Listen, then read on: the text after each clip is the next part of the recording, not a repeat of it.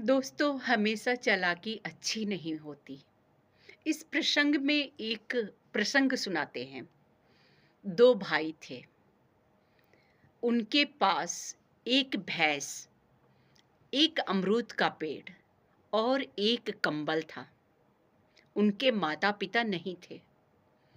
जब उनके माता पिता उन्हें छोड़ के क्रमशः जाने लगे तो कहा कि तुम दोनों भाई मिलकर साथ में रहना, और यही जागीर है। एक भैंस, एक कंबल और एक अमरूद का आंगन में पेड़ बांट के रखना, साथ में रहना। छोटा भाई बहुत चालाक था। बड़ा भाई ईमानदार, सच्चा और शांत रहता था। उसे बंटवारे की कोई आवश्यकता नहीं। छोटा भाई सोचा कि बांट लेना ही अच्छा होगा। उसकी संगति के लोग भी उसे मिल चुके थे। छोटे भाई के की जो चालाकी थी, उसकी संगति के अनुसार ही उसके लोग भी थे। उसने अपने लोगों से कहकर पंचायत बुलाई। लोगों ने कहा कि ठीक है, पंचायत में हम तुम्हारा साथ देंगे और हम बंटवारा करेंगे। बड़े भाई ने कहा, भाई मुझे बंटवारे की कोई आवश्यकता नहीं। हम दोनों साथ रहेंगे और दोनों इसका इस्तेमाल करेंगे। छोटा भाई नहीं माना और कहा कि भाई, आगे चल के कोई दिक्कत ना हो, हमारे रिश्ते खराब ना हो, इसलिए मैं बंटवारा चाहता हूँ। बड़े भाई ने कहा, जैसी तुम्हारी इच्छा वैसा कर लो, लेकिन मैं अपनी तरफ से किसी को नहीं बुलाऊंगा। तुम जिसको चाहो उसको बुला सकते हो और जो बांटना है बांट सकते हो, या फिर ये मानो मेरी बात तो तुम ही सब कुछ रख लो। लेकिन छोटा भाई अपनी चालाकी से बाज नहीं आ रहा था। उसने कहा कि नहीं भाई, बंटवारा तो जरूरी है। माता पिता कह कर गए हैं कि दोनों साथ में रहना, लेकिन मेरे हिसाब से साथ रहने के लिए बंटवारा होना जरूरी है। बड़े भाई ने कहा ठीक है, बुला लो, अपने लोगों को बुला लो। लोग आए उसके अनुसार, जो उसको जानते थे, और कहा कि कंबल दिन में बड़े भाई के पास रहेगा। भैंस के आगे का हिस्सा, जहाँ से भैंस चारा खाती है, मुख का हिस्सा बड़े भाई के पास होगा। और अमरूद के पेड़ के ऊपर का हिस्सा छोटे भाई का होगा और जड़ का हिस्सा, नीचे का हिस्सा बड़े भाई का होगा। बड़े भाई को कोई आपत्ति नहीं थी। बड़े भाई ने कहा ठीक है, मुझे सब स्वीकार है, मेरा छोटा भाई जिसमें खुश रहे। बड़ा भाई थोड़ा शांत शांत प्रवृत्ति का था। उसने सब कुछ स्वीकार कर लिया। दिन भर भैंस को चारा खिलाता था, चराने के लिए ले जाता था।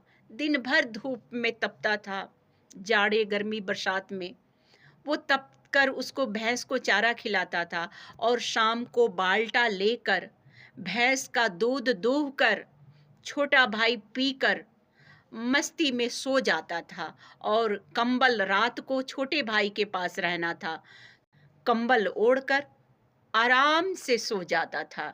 बड़ा भाई रात भर ठिठुरता था जाड़े में।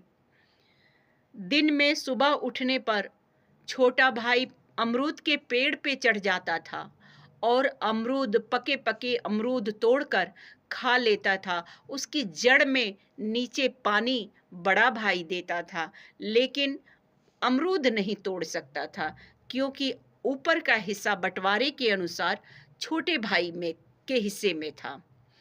बड़ा भाई दिन में अमरूद भी नहीं खा सकता था, रात को दूध भी नहीं पी सकता था और कंबल भी नहीं ओढ़ सकता था।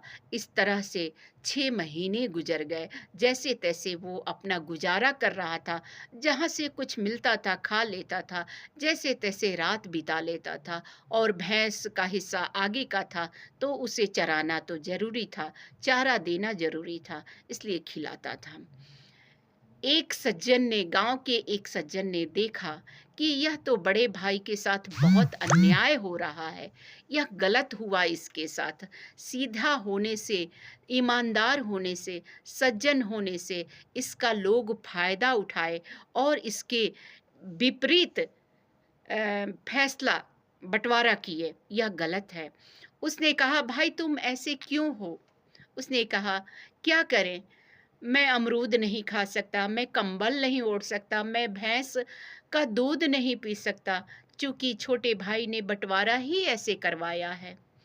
उस गांव के सज्जन व्यक्ति ने कहा, भाई तुम्हें मैं एक उपाय बताता हूँ, उस उपाय के अनुसार काम करो और देखो चालाकी अच्छी नहीं होती है। तुम भैंस को चराने ले गया और शाम को वापस आया, तो जब छोटे भाई ने बाल्टा लेकर वहां पहुंचा दूध दूहने के लिए, तो बड़ा भाई उसके भैंस के मुख पर मारने लगा डंडे से। भैंस उछलने और कूदने लगी, जिसकी वजह से छोटा भाई उस दिन दूध नहीं ले पाया, दूध नहीं दूह पाया और न पी पाया। जब कंबल उठा के कंबल ओढ़ने गया तो बड़े भाई ने गीला करके रख दिया। देखा तो कंबल गीला था।